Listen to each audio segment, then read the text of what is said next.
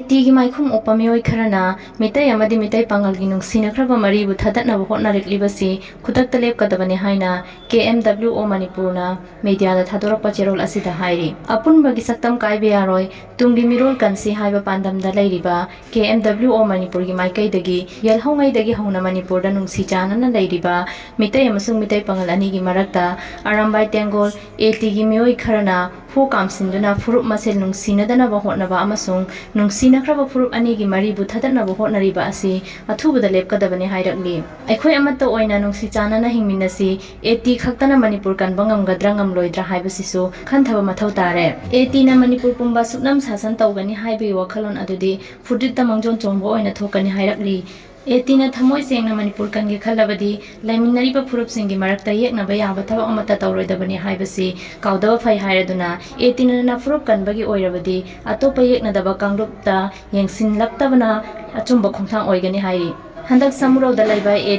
Unit 27 na Pawitek Maya Lekai da Laiba Haksangi Fifam Tongalaba Chesam Abdul Kadir bu Tamthina Puraba Matungda Hatuk Laga Turil Mapanda Phumjil Lamba Thawang Organization Asina Thamoi Sokna Nungaite Haibaga Loinana Asigumba Thodok Matungda Amuk Hana Thoktanabasu gi Luchingba Singna Hotnabiyo Hairakli Loinana Hojik Misi Asida Chenariba Unit as Commander ni Hairiba Khababu Puthokuna Logi Oiba Cherak Phanghanaba Hotnabata Mayam Punna Hotnaminasi Hairi Organization Asina Su Kanglaipa Asigi Matamgi Oiba Isuda Saruk Yaduna Lakli Makhatana Sumateng Pankhigani Mamangsu gi Chilenau Sing Phaba Punbagi Thabak Chatharakpada Lup Asina Yaningdaba Phongdokpagi Kholau Kaya Sulauki Asiguma Meitei amasung Meitei Pangal gi Nungshinakhraba Mari asibu Thadatnaba Kanagumbana Insinba Manba Mawongda Chatharibasi Aikhoi Punna Thidokminnaba Tangai Phade Hairaduna Laikhidraba Abdul Kadir asi Hakchangi Phibam Tongale Haibagi Certificate Paibaga Loinana Mafi Phaba Apokpi Mamana Setliba Miyoi asibu Kari Maramgidama Puran bagi mingda phuba chaiba hatpa tupa chathakibano haibasi sumunna thidokpaga loinana Misi asida chenariba khababu puthoknaba hotnabiyo hairi asumna asum chatharabadi Nungshinakhraba Meitei amadi Meitei Pangal gi mari asi pumchai chairaklo hainga leite hairaduna na lokhalakpa thabak thorong kaya dasu lup asina ngasi fawba ikai khumnaba utuna lakli adubu Meitei Pangal gi maraktagi miyoi ani tamthina phurakhiba aduga atopa anina hatokpikhiba asigi nungi wahan thokkarino hairaduna na mafuruk kannaba hotnabada Meitei Pangal gi marakta kanana su yetlakadaba natte hairi ngasi phawbagi puwarida Meitei gi ariba CSO amatana Meitei Pangal hatpa tupa ngasi phawba chatharakhiba leite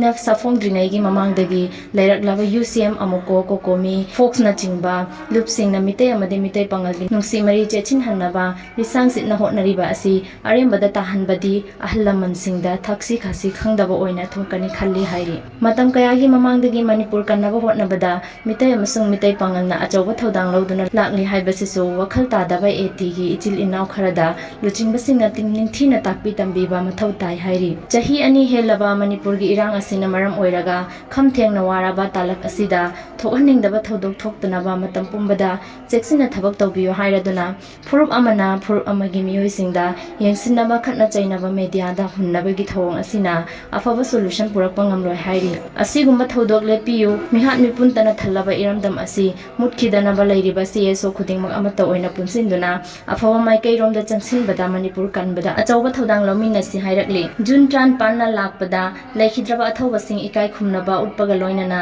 lamdam asida laiminariba furup maselgi maraktasu afawa mari thamba ngambo oirasanu hairaduna Abdul Kadir gi Misi ga mari Leinana JSC nat lawrakpa thabak thoramda organization asina mapung phana sawatkani hairi mara leiraba miyoi sing logi matung oina chapchaba chairak pibiyo organization asina helhongni furup khudingmak amata oina punsinnaba hotnariba asisu gi luchingba singa khangbiba chungani hairaduna organization asina mi pairibasi khanthaudaba mikupta Manipurda laiminariba furup masel machet tarakadra haibagi chingnaba poi haibaduni maram asina thabak ama tawba matamda tungmang yenglaga thabak tawbana achumba khongthang oigani khalli haina KMWO gi General Secretary Shahawajitna media da thadorok pachirol asida appeal tarakli